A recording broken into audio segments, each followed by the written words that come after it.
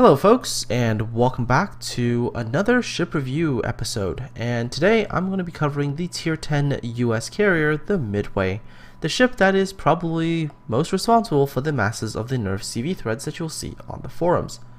But is the Midway really that overpowered? Well, today what I'll be doing is I'm going to go over the stats, the commander skills, the modules, and everything necessary for you to operate the ship at its peak efficiency. Then we're going to look at some battles, and in those battles I'm going to show you in which situations the Midway is completely dominant, and in which situations the Midway basically gets completely countered. So hopefully at the end of this video, not only will you have a better understanding of this particular ship, you also have a better understanding of how to deal with this particular ship when you see them in battle. So without much further hesitation, let's get going. In terms of survivability, the Midway has a reasonably large HP pool, 67,600. And what this means for the Midway captain is that with that amount of HP, it's very difficult for another Midway to one-shot you at the start. So getting CV sniped with a Midway is not that easy to accomplish.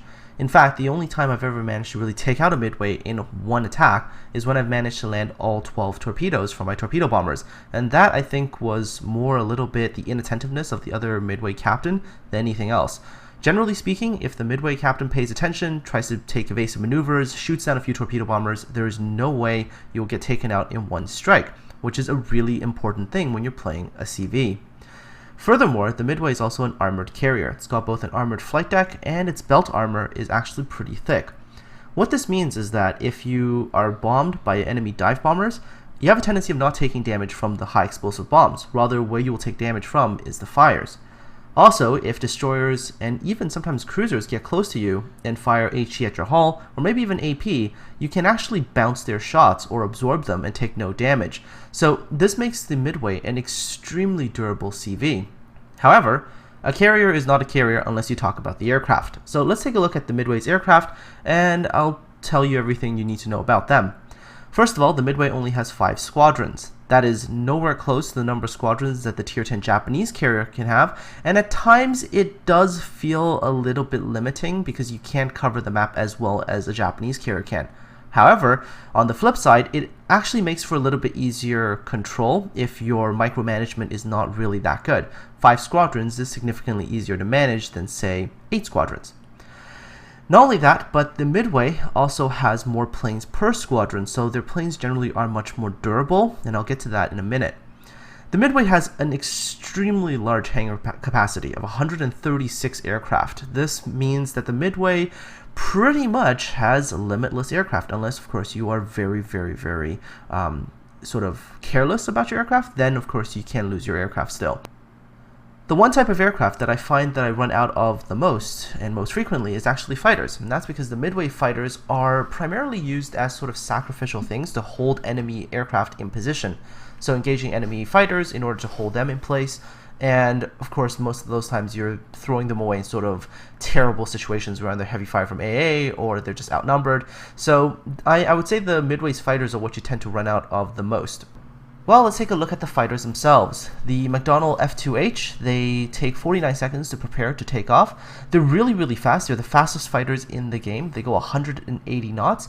Their survivability is okay, 2,150 per plane. There's 6 aircraft per squadron. They have reasonably decent amounts of ammunition, so they can actually shoot down quite a few planes. And of course, their average damage is 80, and that's stock. And I'll equip all the modules in Captain Skills, and you'll see how that affects all the stats later. The torpedo bombers for the USN are great. The Douglas A2Ds, they go 152 knots, which means they're really fast. They're very durable, 2,390 survivability per plane, so they're very durable aircraft.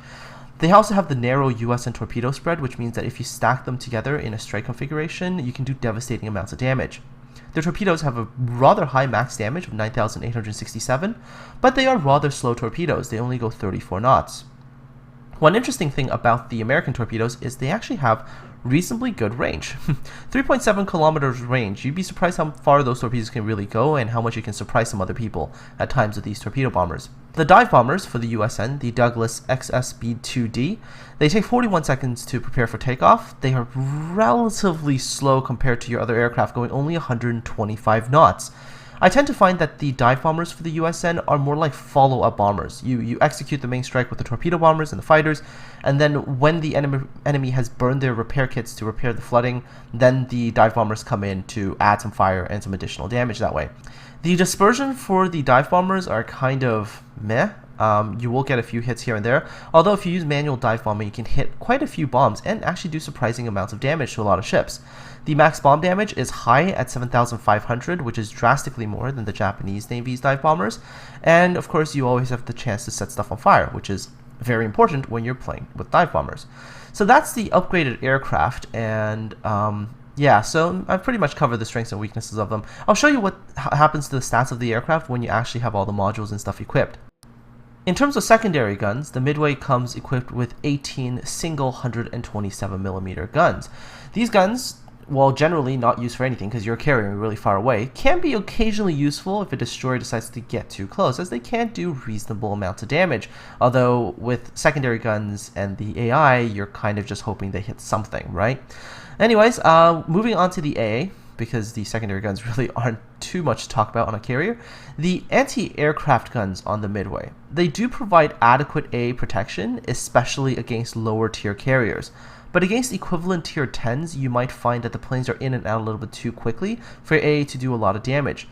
What I recommend is that you use the AA damage combined with your fighter damage to try to hold planes in position, or at least to slow them down, so your AA plus your fighters can do good damage. I'll show you how that works in game a little bit later, and you'll see how effective it can be. Although generally speaking, don't try to depend on your AA to shoot down a lot of tier 10 aircraft.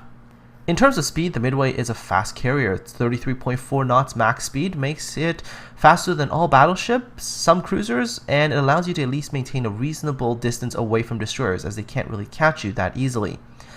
The turning radius, however, is large at 1,230 meters, which means that the Midway, well, don't expect it to turn quickly any day soon.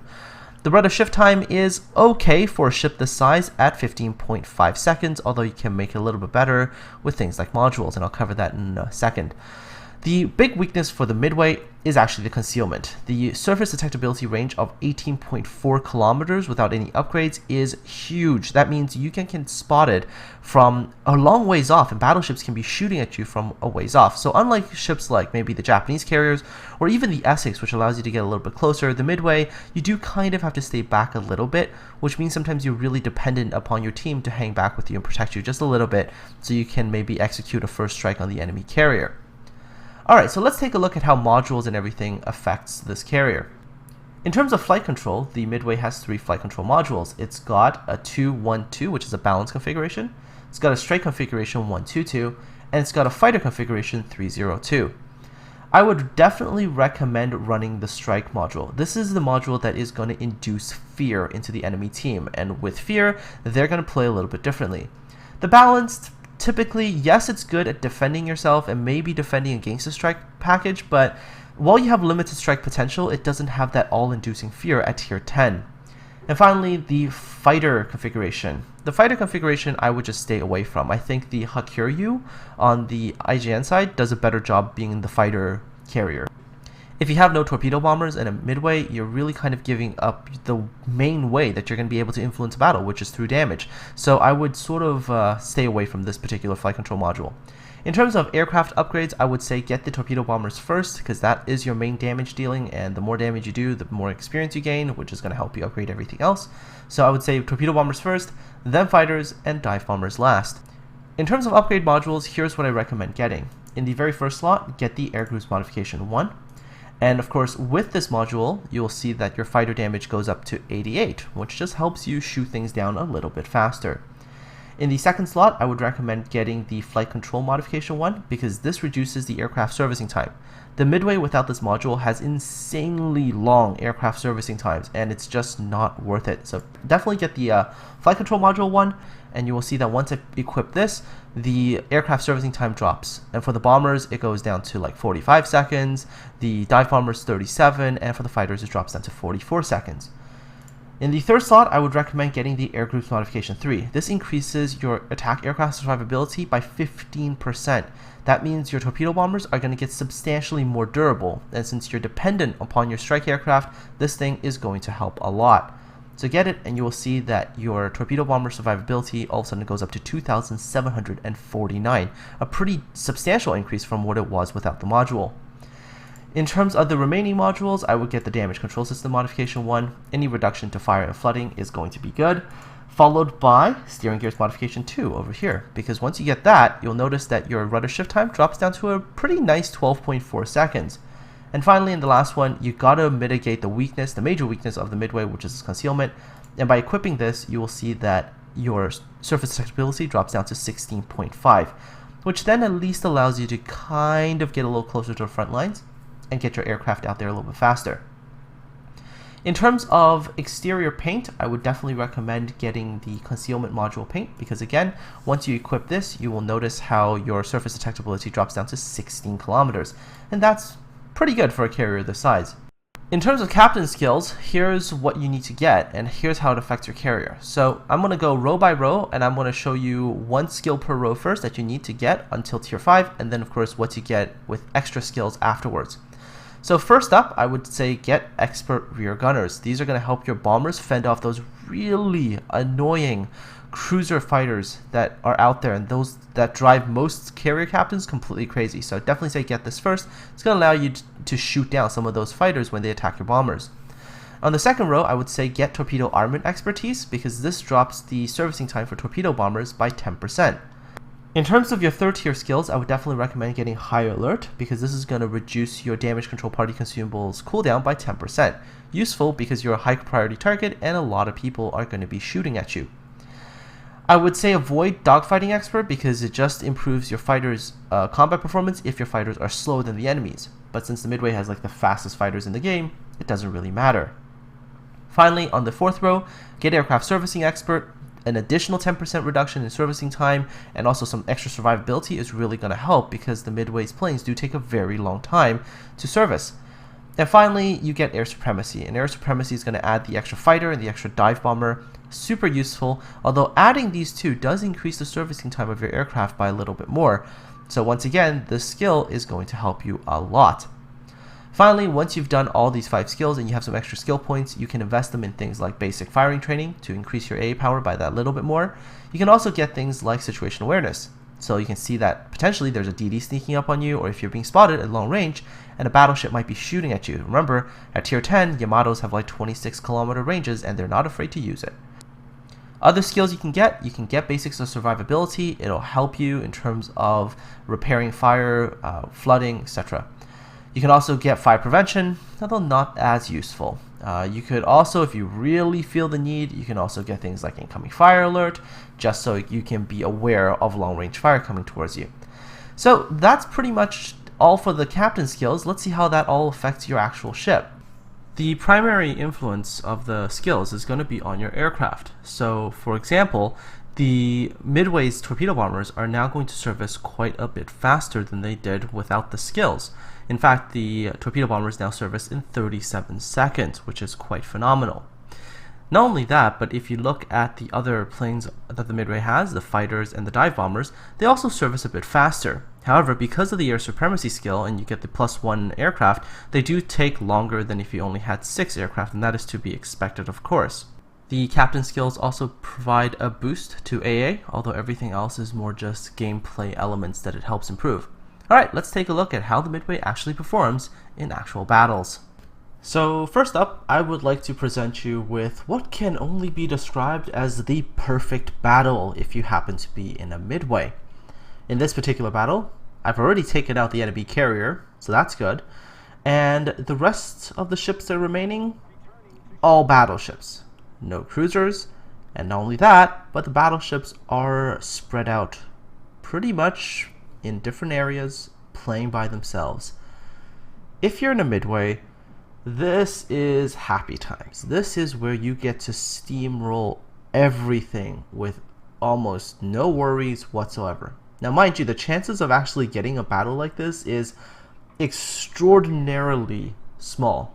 I only got this battle because there's just an influx right now of Tirpitzes in the game, and just happened to be in sort of prime hours of the night.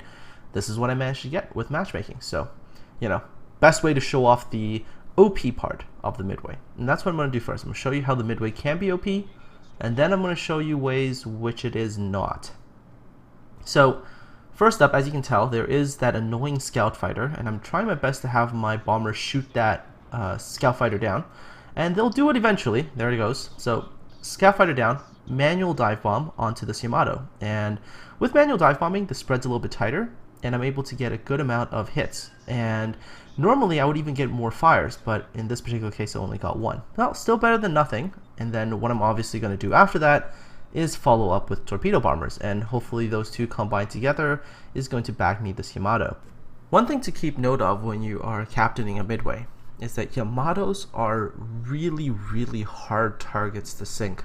Typically speaking, unless absolutely necessary, I generally prefer to kill other things rather than Yamatos. Now the reason for that is you can expend 12 torpedoes into a Yamato, and the Yamato comes out damaged initially, yes, but the minute it pops its heel, it's right up there again in terms of HP. There have been times that in my Midway I've had to use up to 3 waves of torpedo bombers to kill off one Yamato. So typically speaking, I would generally prefer to use my salvos on other ships on the enemy team, ones that I can actually kill off a little bit easier. In this particular battle, however, my team really wanted me to kill off this Yamato, so I obliged them. And I think that's because we just didn't really have any battleship that could go toe-to-toe with the Yamato. So my job became sink the Yamato first, and in this particular case I'd already used fire to burn him down, and actually my fire combined with someone else's fire to burn him down, so the torpedo bombers when they got there was an easy kill. The turrets right next to this Yamato, however, really easy target. First of all, the turrets is really weak AA, and if you watch my turrets review video you'll know how bad the AA is, so of course really easy to clean that turrets up. So by this time in the battle, which actually isn't that long into this battle, I've already bagged myself 3 kills, and there's a whole bunch more battleships that are, well, relatively easy targets again, because they're all once again spread out. This quite literally can be described as the ideal battle for Midway. A battle where the enemy carrier has been neutralized, there are no cruisers, and the battleships are not playing together as a team, and they're just playing by themselves. In battles like this, Midways are going to run completely rampant. Your individual ships are not going to protect you in this particular kind of battle. So, I mean, the result is already pretty much determined. I'm eventually going to do a crap ton more damage, and I'm going to, I think, sink maybe another ship or so. I can't actually remember, but regardless, I'm just going to keep doing damage. My team, they don't have to worry really, because they know that if they struggle with anything, I'll be there to take out those ships for them. So this is the ideal battle. This is the battle where if you are in it, I'm really sorry, but you are pretty much gonna get stomped. But this is not a standard kind of battle that you normally get. In a lot more balanced kind of battles that you typically get with Matchmaker, there are going to be occasionally a few cruisers here and there, and they're going to be able to offer some protection. This battle just happened to be one of those weird ones where Matchmaker couldn't decide what to do and just went here. And of course, you know, the result is the enemy team is completely demoralized. I'm pretty sure they're already by now giving up. There's nothing more they could do, really. However, now that you see what the ideal battle for a Midway looks like, what do you think is going to be the kind of battle that a Midway might not do so well in? Well, let's think about that. I said the ideal battle is there's no carrier, there's no cruiser, and the battleships are playing by themselves. So this is the ideal for a Midway. The ideal for the enemy team to counter this is 1, have their carrier, 2, have cruisers, and 3, stay in a relative clump. And I'm not saying like make a ball and just every ship is within like 2 kilometers of each other, but be at least in a close enough clump where there's not that many holes for the Midway to break through.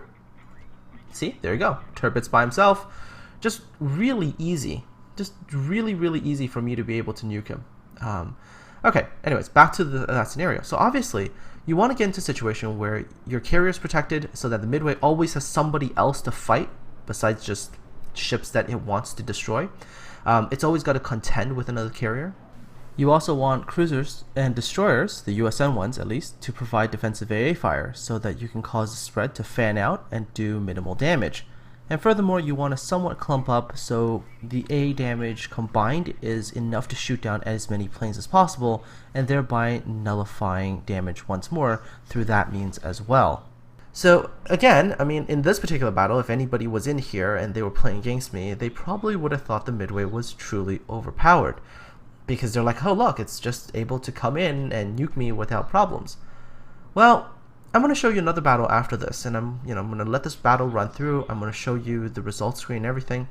Then I'm going to show you the battles where it's truly the nightmare of a Midway captain. But of course, first let's cover this battle. 2 enemy battleships left in Izumo and a North Carolina. I see that our Montana is actually in a bit of trouble, so I'm trying to get my dive bombers in here as quickly as possible to try to kill off this Izumo. This Izumo actually has around 12,000 HP, and I know that on a good bombing wave, I can easily wipe that out with just dive bombers alone. I don't actually need my torpedo bombers.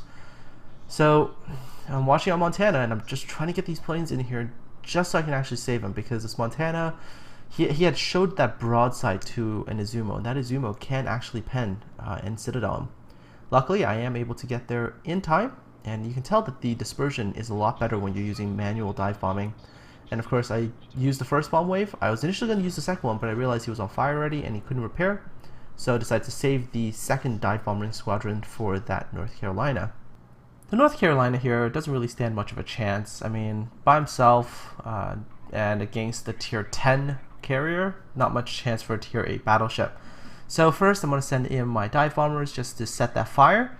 And the reason I want to set that fire early is if I can get like 2 or 3 fires and I can have my torpedo bombers close by, the battleship, if it had a repair kit, might not want to pop it, because, ooh, there's danger that I'm going to get torpedo bombed.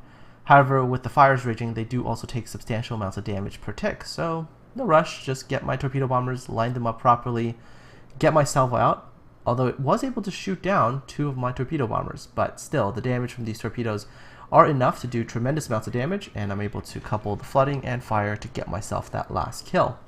Now, in that battle, I managed to get myself 510,000 credits, 4,409 experience, 27 torpedo hits, bunch of bomb hits, base experience of 2,939, and my total damage in that battle was in excess of 250,000. But this is one of those ideal battles, the battles where everything goes perfectly and you've got everything going for you. And that's not all the battles you're likely to run into. A lot of battles actually tend to look somewhat a little bit more like this. So in this particular battle, if you look at the team list, there's an enemy Taiho. So one of the rules to having the perfect Midway battles is to try to take out the enemy carrier. So that is what I'm going to try to do. I've got my fighter kind of trying to protect my bombers. I am aware that the Taiho has a fighter configuration going, so I know he's got 3 fighters. So I'm going to try to use my 1 sole Midway fighter, and you can figure out how hard that is for 1 fighter squadron to deal with 3, to try to take down as many enemy fighters as possible. I use my barrage ability there, and I do manage to take down 3 fighters, so that is helpful. The enemy team does have 1 extra fighter squadron that wasn't near that area, and I think I was like, okay, you know, he's gonna intercept one of my bombers, but I've got the other one. However, if you look closely, the enemy team is coming together to help their carrier. And you'll see, the minute the Pensacola gets into range and pops the defensive fire ability, watch what happens to my bombers. Almost immediately, I'm dealing with the dreaded fan spread, which means that if my bombers do drop their torpedoes, it is just almost not going to hit anything at all. Not only that, but I've sustained pretty heavy torpedo bomber losses in that attack, getting only 1 torpedo hit, 1 flooding, and even when I send in the rest of these dive bombers, you can see how big that spread is. I'm not really going to hit anything, and if I do, it's purely by luck. Manage 1 hit and set 1 fire, but that Taiho is very easily going to be able to repair that. So that attack netted me 1 torpedo hit, 1 bomb hit, a fire, and I did pretty close to no damage. But again, if I want to be able to dominate in a carrier, I've got to try to sink that enemy carrier in order to get myself air dominance. Well, the enemy team isn't going to really let me do that. They're going to kind of stick together, and you'll see how this frustrates me to no end. I'm getting my second strike essentially prepped by launching my planes, grouping them together, and I'm going to send them against that carrier again. All during this period of time, keep track of how much time I'm actually spending on doing this. Remember, a battle is only 20 minutes long. If you spend more than 2 strikes trying to take down a carrier, you have probably spent in the range of 7 to 8 minutes. That means almost half the battle has already gone. So that's a huge amount of time that you committed to sinking one ship. This is the reason why it is so important for cruisers to help out their carriers and help out their capital ships, especially to deal with that potential first wave strike that's coming in towards the carrier. Because if you're able to frustrate that attack, then it really makes that other carrier's life that much more difficult, because if they decide to try again, they've got to run the gauntlet again. If they decide to go attack something else, then your own carrier is going to be relatively safe for quite a little bit of time, and then they're able to do damage. Not only that, but when you are defending your own carrier for a while, you're also taking that pressure away from your carrier so that they can focus on doing damage. In addition to that, if the enemy team's carrier does decide to come after your own carrier, your battleships are also going to be free from attack for quite a little while, and they can decide to push and to actually execute an attack. So I can't stress enough that if a cruiser escorts a carrier, they're doing their team a mountain of good, although they're not doing themselves that much good right now, because there still isn't that reward algorithm to reward cruiser players for sticking around and escort, and I think that's something that hopefully will be changed in the future. So here I am, I've got another strike ready, I've got 2 torpedo bomber squadrons, 2 dive bomber squadrons, I've got my fighter back up, and I'm going to try for that Taiho again, hoping that on the second strike, things go a little bit to my favor. Maybe the enemy team ships have moved out a little bit, moved away a little bit, and I'll have a little bit more favorable situation when I go into attack. So here we go. I've sent in my dive bombers first this time because I want to draw out the fighters and have the fighters maybe attack my dive bombers, and by doing that maybe expending some of their ammunition so my torpedo bombers don't have to take as much damage from the fighters. At least that's what I'm going to try. So first things first, got the dive bombers in. As you can see, it has drawn off the fighters. I set my fighter in there to engage as well. Everything looks good to this particular point in time because, oh look, the enemy Zhao over there has popped his defensive AA fire, and once again my attack is gonna get pretty much frustrated, although not having the focus of the Taiho's fighters does allow my torpedo bombers to survive that much more, and I'm able to get off quite a few more torpedoes. Although even by getting off more torpedoes, you'll see that I'm not able to exactly get that many hits. So there's 1, there's 2, and the Taiho is turning now, so but because of the carrier's turn radius, not enough. So I did land 4 more torpedo hits. However, that Taiho does live to fight another day. Now that means if I was to launch another strike to try to take that carrier down, I'm going to be spending so much time in this one battle, completely unable to help the rest of the team on anything else. And so that's the effect of the enemy team kind of playing together, and that's the amount that they can actually neuter a carrier, even one as powerful as the Midway. So, you know, a lot of times when people say that the Midway is overpowered, it's really because the Midway's caught them in a situation that favors the Midway. They're isolated, they're by themselves, there's no cover, the enemy carrier is gone. Then the Midway dominates, like I showed you on the Islands of Ice battle. However, take away the factors that favor the Midway and start to play together and try to, you know, keep your carrier alive, try to provide AA in terms of the defensive AA fire consumable, try to play together as a team, and you'll find that the Midway becomes a lot more neutered and a lot less powerful. Now, here's a little tip for all of you. If you're dealing with a potential torpedo bomber strike coming towards you, and you've got 1 fighter squadron in your ship, here's something that you can do to help yourself out. 1. Engage one of the torpedo bomber squadrons, try to chip away some of those planes. Once you get it to about half of the squadron size, so let's say for the USN torpedo bomber squadrons, let's say you get them down to about 3 planes. What you do then is then target your fighter to the other squadron that is still full planes, and then use your Midway's AA to target the damaged aircraft. And by doing this, by combining your AA and your fighter, you should be able to minimize the amount of damage you're taking. Now remember, you can't fully avoid damage from an enemy carrier, especially something like a Midway. You're gonna take a little bit of damage. The best you can do is negate as much damage as possible and keep on fighting. So you'll see me use this here. You'll see me sort of use my ship's AA to target the damaged squadron, use my fighter to target the undamaged squadron, and with a little bit of help from that North Carolina and its AA, were completely able to negate the strike. And there we go. The enemy torpedo bombers only managed off one torpedo, and they're going to do pretty insignificant damage here, 4,468, so pretty much nothing, and the entire strike was nullified. There is one last thing I would like to show you that was really cool that I managed to pull this off, and it's rare that you can actually use this barrage ability that the fighters are given, but I managed to pull it off once. So here I was against an enemy Taiho. The enemy Taiho had 3 fighter squadrons. They were chasing my dive bombers down, and I knew my dive bombers were not going to outrun these fighters. So I decided to fly my dive bombers in the opposite direction, have their fighters engage, and then bring my fighter from behind and try to strafe them all down. And the results were phenomenal, actually. Here we go. Look at that. I managed to strafe down all 12 of the enemy fighters in one pass. So it is possible to do this on a single Midway fighter. So what is the final verdict on the Midway? Well, if the Midway goes into a battle and it has its ideal conditions, the Midway is a scary ship. She is able to completely dominate and carry the team to victory. However, if the Midway gets into less than ideal conditions, she can be countered really hard, and in really good cases where the teams do play together, the Midway can even be completely nullified from the battle. And that's all, folks, for this ship review episode on the Midway. Hopefully, in this review, I've shown you both the strengths of the Midway and also her weaknesses. If you want to see more videos like this, don't forget to like and subscribe. Aside from all that, I hope you all have a great week, and I'm looking forward to seeing you all on the high seas.